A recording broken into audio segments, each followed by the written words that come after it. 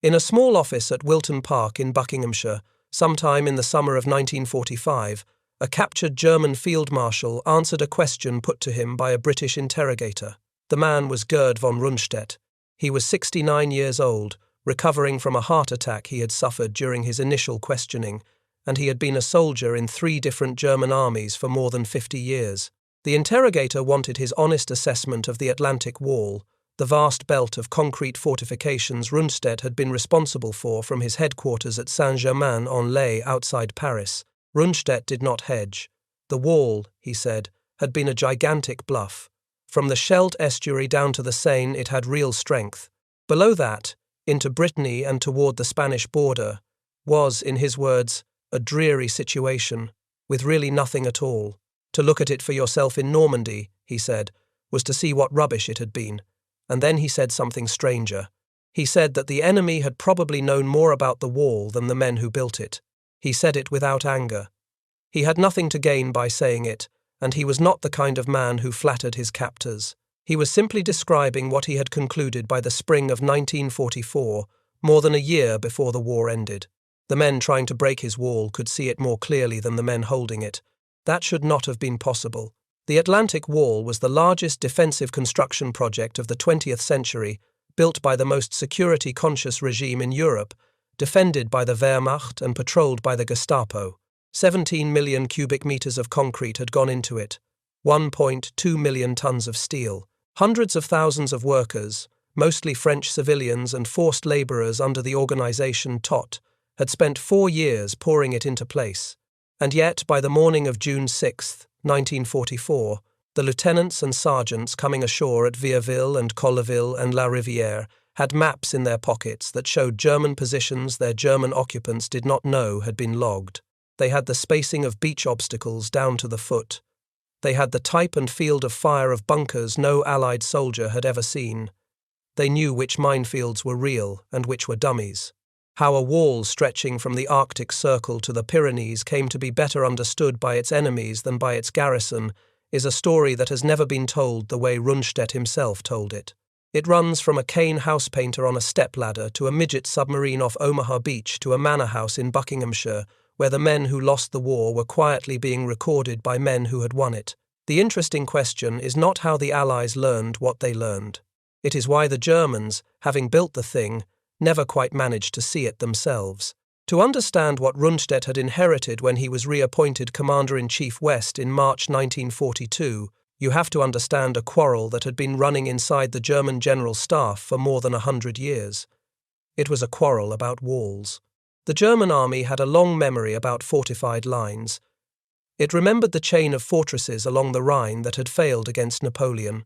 It remembered, more recently, the catastrophic collapse of the French Maginot Line in 1940, when the heaviest concentration of fixed gun emplacements in Europe had simply been bypassed through the Ardennes forest while the gunners sat in their casemates with nothing to shoot at.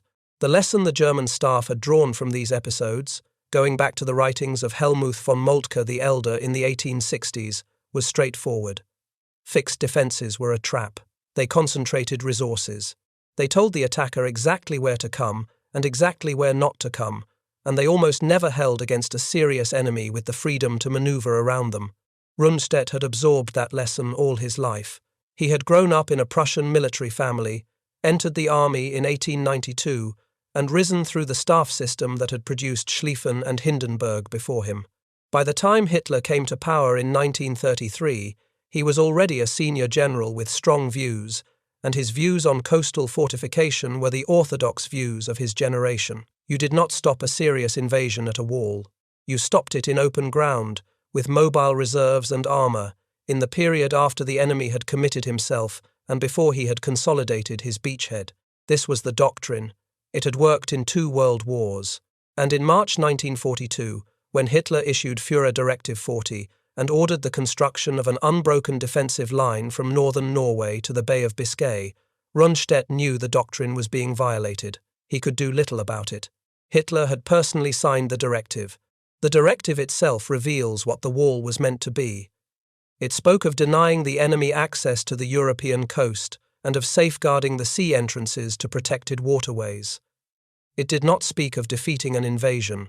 The job of the wall, in its original conception, was to slow an enemy down, not to stop him. That was the part Joseph Goebbels and the propaganda ministry began to forget almost immediately. By the spring of 1943, German newsreels were showing audiences at home staged shots of huge gun emplacements in Norway and the Pas de Calais, manned by helmeted soldiers who knew they were being filmed. The voiceover spoke of an iron ring around what the propagandists were calling Festung Europa, the fortress of Europe, that no enemy could ever break. The reality, from where Rundstedt sat outside Paris, was something else. The wall was uneven. The Pas de Calais sector, where the channel was narrowest and where every German staff officer expected the invasion to come, was genuinely formidable. Other stretches were almost ornamental. The infantry holding the wall was a strange composite of older Germans, recovering wounded, teenagers, and what the Wehrmacht called Osttruppen, Eastern troops. These were Soviet prisoners of war, mostly Cossacks, Georgians, Armenians, Azerbaijanis, and Turkomans, who had been recruited or pressed into German uniform and shipped west to stand on the French coast pointing rifles at an ocean. By the end of 1943, 2 Ost battalions on average were attached to almost every German coastal division. Their German officers did not entirely trust them. The men themselves often did not share a common language with the squad next to them.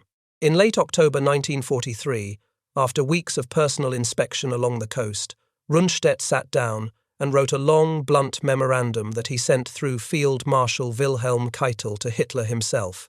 He described the Atlantic Wall as useful for propaganda and useful for delaying an invader briefly, but argued that by itself it could not defeat an invasion.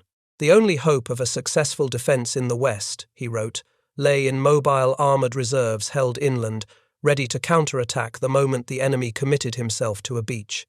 Rundstedt was making the same argument the German General Staff had been making for a century against the temptation of fixed defences. Hitler read the report. Hitler told Rundstedt he agreed with him, and then Hitler did the opposite. On November 3, 1943, he issued Führer Directive 51 and named Field Marshal Erwin Rommel General Inspector of the Western Defences, reporting not to Rundstedt but directly to the High Command in Berlin. Rommel arrived in France around November 10th and spent the winter inspecting. By mid-January 1944, he had assumed command of Army Group B, which controlled the Channel coast itself. Rommel's conclusions were the opposite of Rundstedt's. He had spent 18 months in North Africa under Allied air power, and he believed armoured reserves could not be moved during daylight without being destroyed from the air. The invasion, Rommel said, had to be stopped on the beach itself, in the first 24 hours, or it would not be stopped at all. Hitler told Rommel he agreed too. The result was a German command in the West that, by the spring of 1944, had 2 field marshals working at cross purposes, neither of whom fully controlled the troops he was supposed to command, both of whom were second-guessed personally by Hitler on questions as small as where to position individual armoured divisions. Rundstedt, on paper, was Commander-in-Chief West. In practice, he had no authority over the navy in his sector, where Admiral Theodor Kranke ran the coastal Kriegsmarine.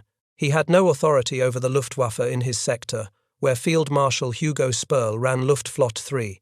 The Waffen-SS units in his theatre answered to Heinrich Himmler.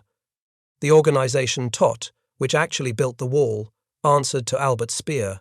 The OKW Reserve Panzer Divisions, the only mobile striking force capable of throwing an invasion back into the sea, could not be released without Hitler's personal authorization. Rundstedt sometimes told visitors, with the dry humour of an old man with nothing left to lose, that the only person he was certain he commanded was the sentry at the front gate of his headquarters.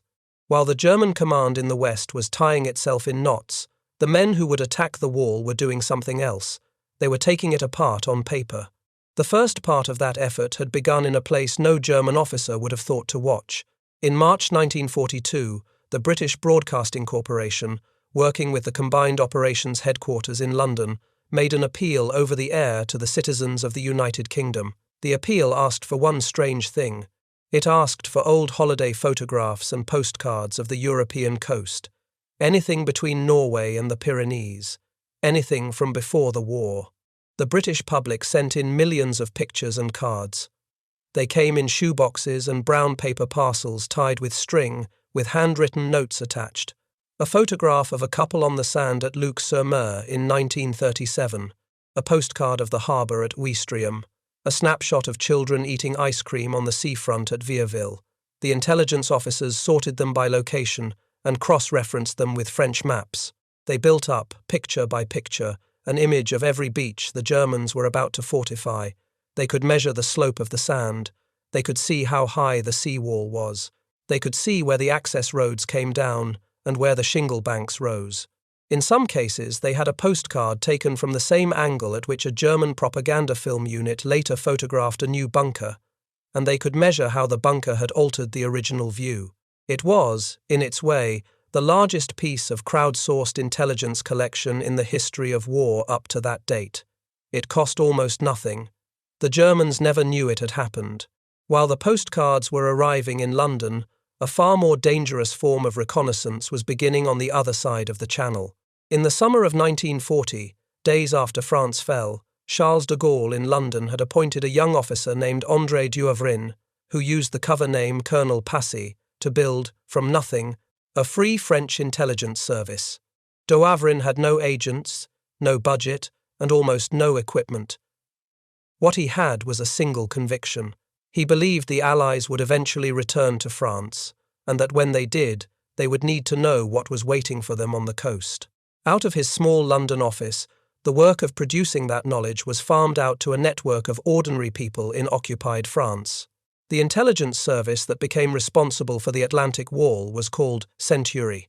It was the intelligence arm of a larger resistance movement called the Organisation Civile et Militaire, founded in spring of 1942. Centurie's product was routed back to London through Colonel Remy's older network, the Confrérie Notre Dame, which had the wireless and courier connections to get it across the Channel. The head of Centurie's section in Normandy was a man named Marcel Girard. The Caen group under him was about 40 people. They were not soldiers. They were sailors and fishermen, postmen and schoolteachers, a Catholic priest in one village, the wife of a hotel keeper in another. They counted German trucks. They noted the changing of the guard at gun emplacements. They walked past construction sites on the way to work and counted the rebar coming off the lorries. They sketched what they saw at night on the backs of newspapers and passed the sketches up the chain by hand, by rail, by fishing boat. There is one episode inside the Centurie network that, on its own, could fill an evening. It involves a member of the Seine group named René Duchez. Duchez was a housepainter and decorator, a small, cheerful man in his late 30s, with a habit of clowning that German officers found amusing and dismissed. On May 7, 1942, his luck and his nerve combined in a way that has never been quite duplicated in the entire history of resistance work. He had taken a contract to repaint the interior offices of the Organisation Todt branch in Caen, the German agency in charge of construction along the lower Normandy coast. While he was on a stepladder pretending to compare wallpaper samples, an officer left the room. On the desk was a rolled-up document. Duchez stepped down. He looked. The document was a master plan of the Atlantic Wall fortifications for the entire Cotentin sector, marked with the position of every casemate, every bunker shelter, every underwater obstacle, every minefield, and every dummy minefield meant to deceive an attacker into wasting his engineers. He took it. He hid it behind a mirror in the same office and walked out. Days later he came back, on the pretext of finishing the job, and recovered it. The plan was carried across France, packed with other documents, and smuggled across the Channel by Colonel Remy himself in a small fishing boat called Les Deux Angers, arriving in London on June 21, 1942. Remy walked into the offices of British intelligence and laid the documents on a desk. The officers who opened them were so stunned by what they saw that their first concern was that the Germans, when they discovered the theft, would change the entire defensive plan. The decision was made to copy the plan and tell no one outside the smallest possible circle. The Germans never knew it was gone. Over the next 2 years, the Seine group of Centurie alone reportedly sent more than 3,000 individual documents to London. All of them dealt with the Atlantic Wall. Across France, the wider network grew to thousands of agents. The cost was terrible. Both Centurie and the Confrérie Notre Dame suffered very heavy Gestapo penetration. Large sections of both networks were arrested, shot, or deported. Duchess's wife, Odette, was arrested in November 1943 and deported to Ravensbrück the following spring. She survived, returned to France after the war, and lived until March 2005, in her own bed, having outlived nearly everyone who had ever known what she had done. While the French resistance was filling in the wall from the inside, the Royal Air Force and the United States Army Air Forces were photographing it from above. Reconnaissance Spitfires, stripped of guns and armour to gain altitude and speed, flew north to south along the coast at heights the German fighters could not reach. The film came back to a converted manor house at Medmenham in Buckinghamshire, the central interpretation unit of Allied photographic intelligence. By 1944, the station was running well over 1,500 personnel. Roughly 600 of them were trained photographic interpreters, more than half of them women. They worked under stereoscopic viewers in pairs, around the clock. They could distinguish a real bunker from a wooden decoy by the shadow it cast at 3 in the afternoon. They could tell a freshly poured concrete casemate from one that had been there for 6 months by the colour of the disturbed earth around it. By the spring of 1944, they had identified, located and classified thousands of individual emplacements, gun pits, beach obstacles, radar stations, and field positions along the coast. In the final months before the invasion, the most dangerous reconnaissance of all began. Late in 1943, a young Royal Engineers officer named Logan Scott Bowden, attached to a small unit called the Combined Operations Pilotage Parties, suggested that someone needed to swim ashore at the proposed invasion beaches and bring back samples of the actual sand. The reason was an engineering question. The planners needed to know whether the beaches would carry the weight of a 30-ton Sherman tank coming off a landing craft, or whether the tanks would simply sink into clay or peat and become stationary targets for German guns. Aerial photographs could not answer that question.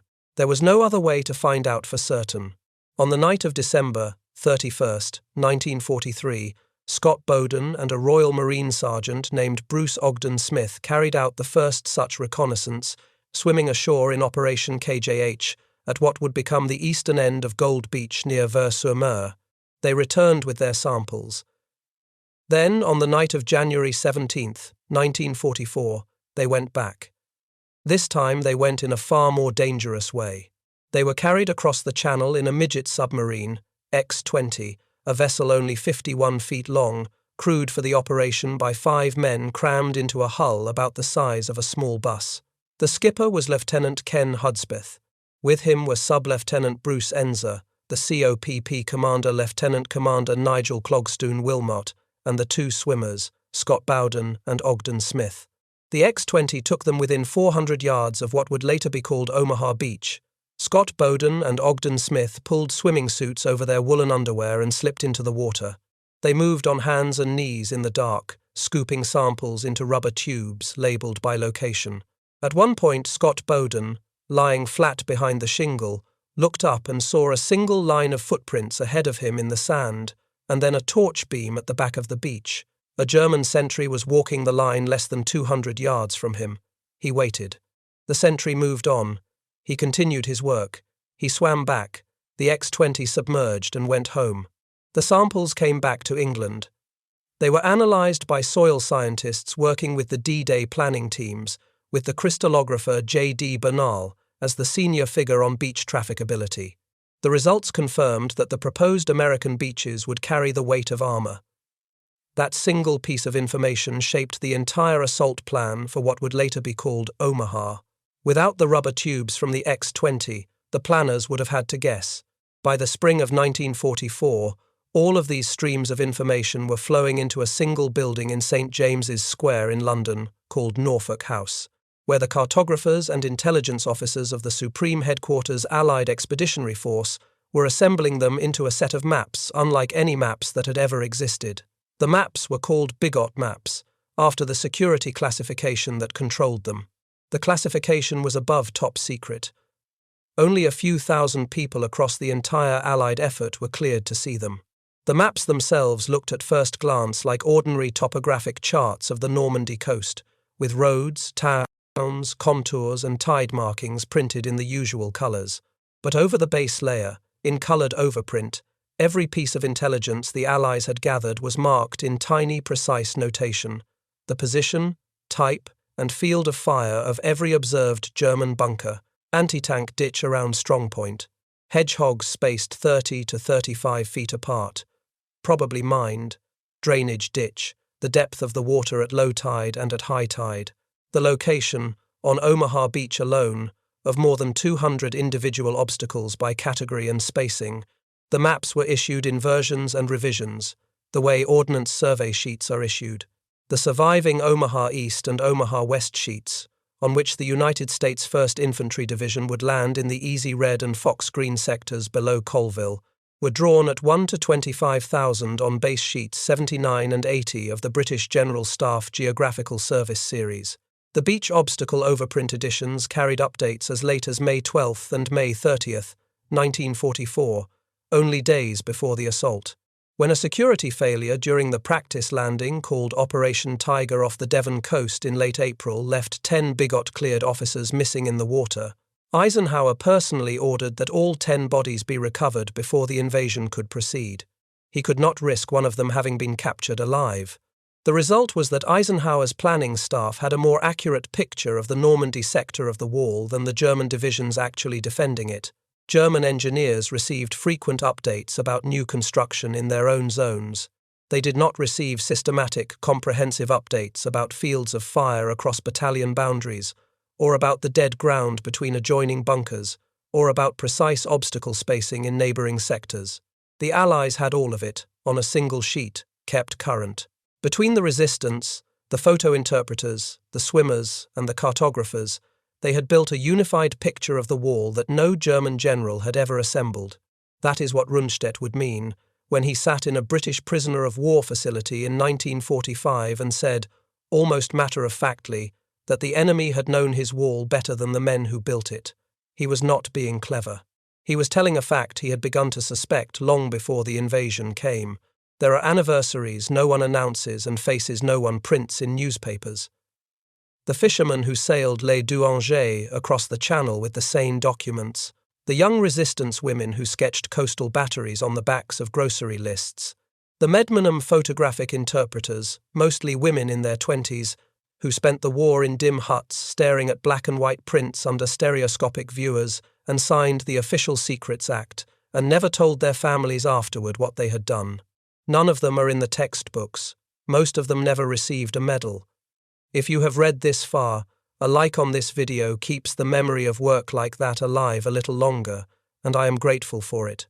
To understand why the German side of the wall ended up in such a different condition from the Allied side, you have to look at what was happening inside the German command structure during the same months that the Allies were assembling their maps. The Germans were not idle. They were not lazy.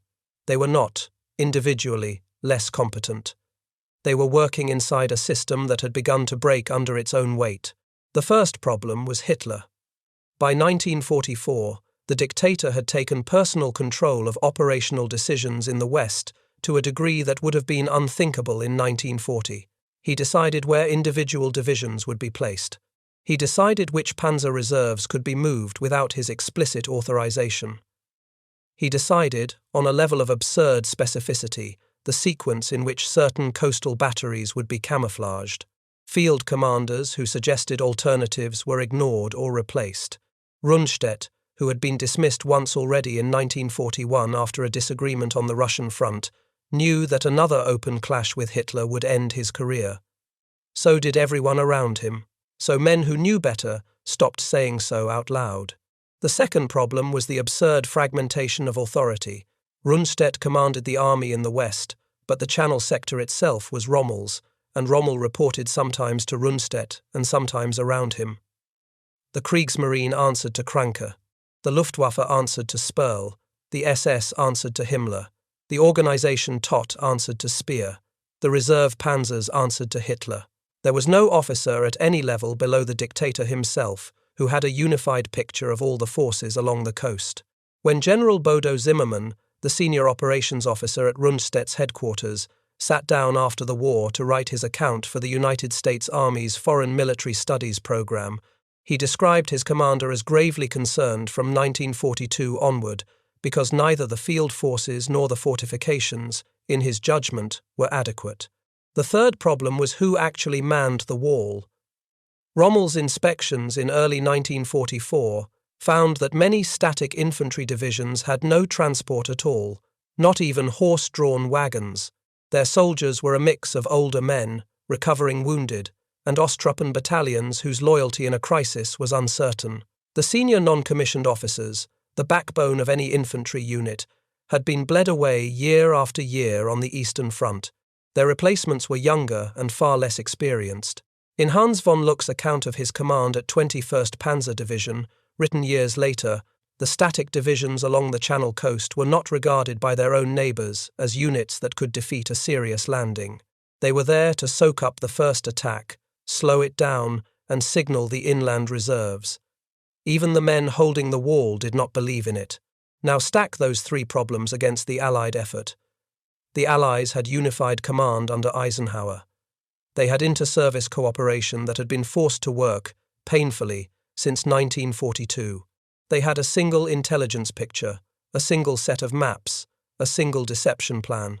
They had time, and they had something the Germans had no equivalent of, which was a flood of information from inside the wall itself, smuggled out by men and women who had decided, individually, that the wall had to fall. While the wall was being mapped, a second Allied operation was underway, designed not to find German positions but to make Hitler stare at the wrong ones. It was called Operation Bodyguard, and within it, Operation Fortitude South. Run from offices in southern England, Fortitude South created on paper an entire fictional army group. The 1st United States Army Group, 11 divisions and 150,000 imaginary men, was supposedly commanded by General George Patton, who at that point was the German Army's most feared American officer. The Phantom Army was given encampments in Kent and Essex. Inflatable rubber tanks were placed in fields where German reconnaissance flights could photograph them. About 250 dummy landing craft, big bobs and wet bobs, were deployed across southeast English harbours from Folkestone to the Thames and the Suffolk rivers. Constant, deliberately careless radio traffic was generated by signal companies sending messages between units that did not exist. The story being told was the same in every channel.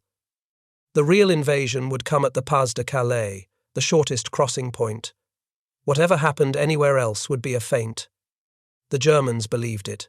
They believed it because they wanted to believe it, because the Pas de Calais made tactical sense, and because the source of the most detailed confirmation was a Spanish national named Juan Pujol Garcia, codename Garbo, who was on the British payroll and was feeding Berlin a steady diet of false reports through 27 imaginary subagents he had invented out of his own head. Rundstedt, in meetings with Keitel, cited Garbo's reports by name.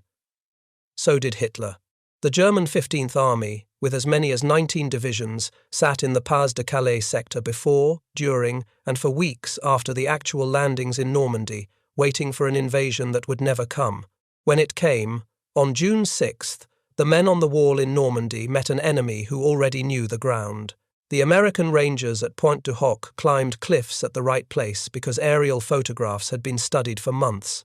The British landings at Sword and Gold went in along corridors that had been mapped by resistance agents and by the swimmers from the X-20 and X-23.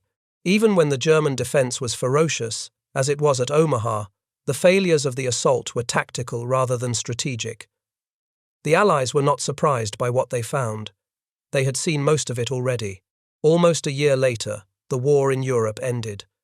Rundstedt was captured at Bad Tölz in Bavaria on May 1, 1945, by men of the United States 36th Infantry Division under Major General John E. Dahlquist. He was 69 years old and in poor health, recovering from heart trouble. He suffered a second heart attack during early questioning, and the interrogation was paused. On May 5th, he was brought to the headquarters of the United States 7th Army at Augsburg, where he met Lieutenant General Alexander Patch. Then he was flown to Britain. He was held first at the Combined Services Detailed Interrogation Centre at Wilton Park, a former country estate in Buckinghamshire that British intelligence had quietly converted, with hidden microphones in many rooms, into a facility designed to debrief captured senior German officers. Many of the generals held there did not realize their conversations were being recorded. They spoke freely with each other in private. The transcripts of those private conversations, taken down by British and American officers, run to thousands of pages and remain among the most candid things any senior German officer ever said about the war, because the men involved believed no one outside the room was listening. Rundstedt was also interviewed at length in formal interrogation sessions and, later, by military historians including Basil Liddell Hart, whose own working notes are preserved at the Liddell Hart Centre for Military Archives at King's College London. Liddell Hart had received Foreign Office authorization to begin interviewing senior German prisoners at the end of January 1946. Other interrogations were conducted by the Historical Section of Canadian Military Headquarters under Charles Stacey, which produced its own series of special reports on German commanders during 1945 and 1946. The two streams of records, British and Canadian, sometimes overlap and sometimes diverge. Both contain Rundstedt at length on the subject of the Atlantic Wall. In those records, the Field Marshal said many things. Some of them were self-serving. Some were carefully phrased to protect the reputation of the German officer corps. But on the wall itself, in transcript after transcript, he was direct. He used the same handful of phrases over and over, in slightly different combinations, to different interrogators on different days. Bluff, propaganda, rubbish. Defense in depth had been needed and had not been there. And, in one form or another, the sentence that anchors this entire investigation. He said the enemy had probably known more about the wall than the men who built it. Why? Why was it that the Allies, working from outside, with no access to the wall itself, could see it more clearly than the Germans, who had built it brick by brick? The answer is not technical, it is structural. It comes down to one quiet difference between the two systems. The Allies, by 1944, had built an intelligence culture in which information flowed upward and sideways without political distortion. A photograph taken by a Spitfire pilot over Caen on a Tuesday could be interpreted at Medmenham on a Wednesday and incorporated into a BIGOT map at Norfolk House on a Thursday. A sketch made by a French resistance fisherman could be in a London office 4 days later. A sand sample lifted from the future Omaha Beach in mid-January was being analysed in a laboratory by the end of the month. The system worked because the people inside it trusted each other to share what they found, and trusted their superiors not to punish them for finding bad news. The Germans had no such system. They had brilliant individual officers and superb engineers. They had the Organisation Todt, which could pour concrete faster than almost any construction agency in the world. What they did not have was a culture that allowed bad news to travel honestly upward. A junior engineer who reported that a sector of the wall was inadequate risked being labelled a defeatist. A staff officer who pointed out that Osttruppen battalions could not be relied upon risked being asked why he was undermining morale. By 1944, German officers wrote their honest reports primarily for after the war. They knew that what they put in writing while Hitler was alive could end their careers if it reached the wrong desk. So information about the wall was fragmented inside the German chain. Each sector commander knew his own piece. The Todt knew construction.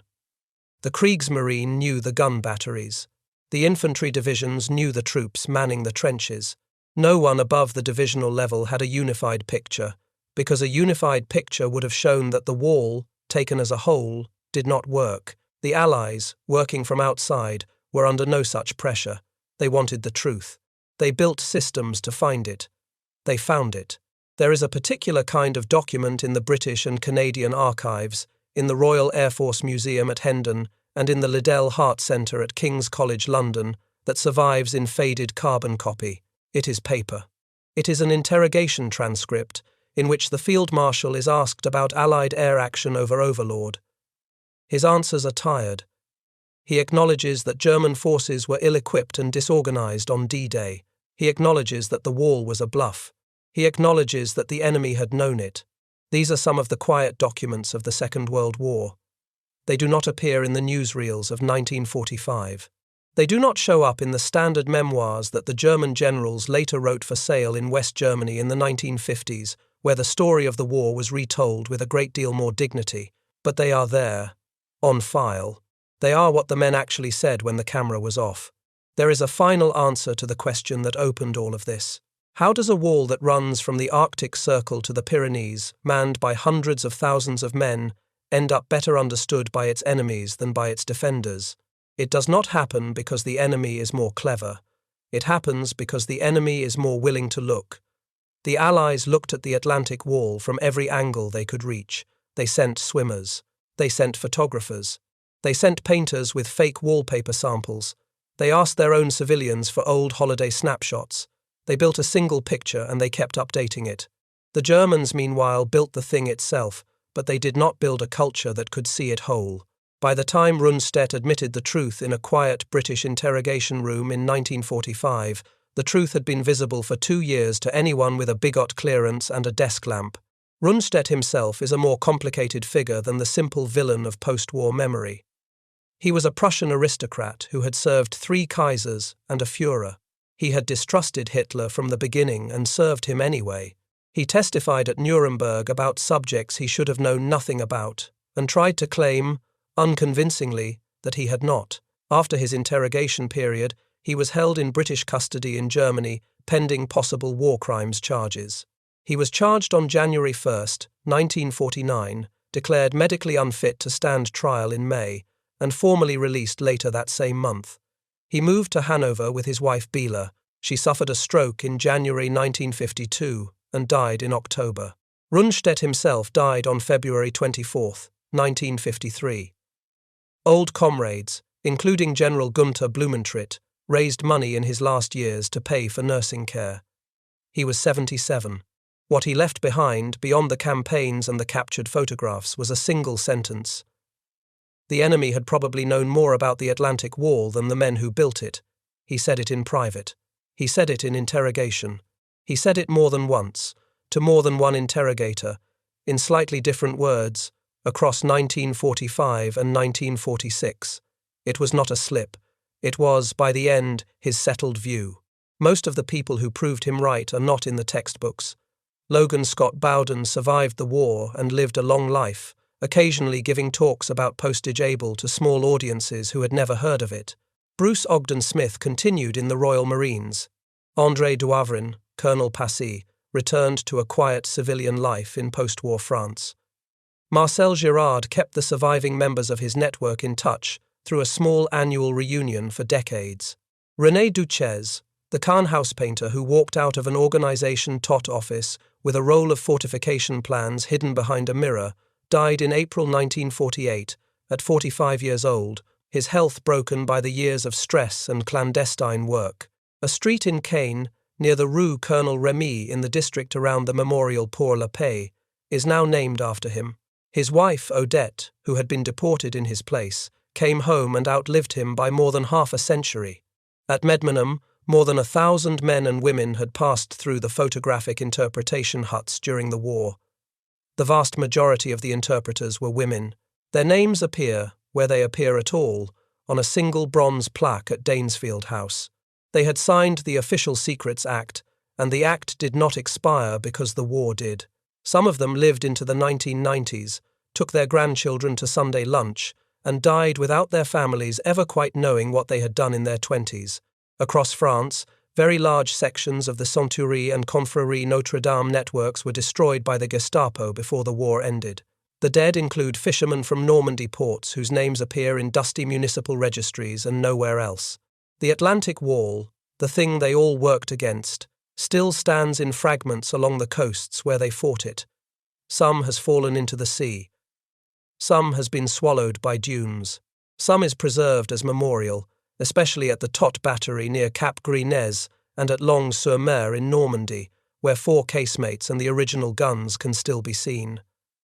The bunkers are quiet now. School buses pull up. Children walk through the casemates and look out through the firing slits at the grey water of the Channel, the same water that on the morning of June 6, 1944, was suddenly full of ships. The story that began in a small office at Wilton Park ends in the same place it began, with an old field marshal and a British interrogator and a quiet, brutal sentence. Rundstedt knew, even before the invasion came, that he was looking at a fortification his enemy had already drawn in coloured ink on a map kept in a steel cabinet in St. James's Square. He could not say it out loud while Hitler was alive. He said it later, when he had nothing left to lose. The enemy had probably known more about the wall than the men who built it. He was not bitter when he said it. By the accounts of the men who heard him, he was simply tired. He had been a soldier for 52 years. He had seen 3 German states rise and fall. He had spent the last of those years in command of a wall he did not believe in, against an enemy who could see what he could not. He admitted it because, in the small clean room in Buckinghamshire, where the war had finally ended for him, there was no longer any reason not to. Thank you for staying with this one. If your father, your grandfather, or anyone in your family worked on the Allied side of what I have just described, in the photographic units, in the Combined Operations Parties, in the engineering battalions, in the resistance, or in any of the quieter offices behind the maps, I would be glad to read what you remember in the comments. The unit, the year, a single specific detail. That is what these uploads are for. The next investigation in this series goes to a different stretch of the same wall, and to the men who were ordered to hold a section of it that nobody, not even their own commanders, expected them to hold for long.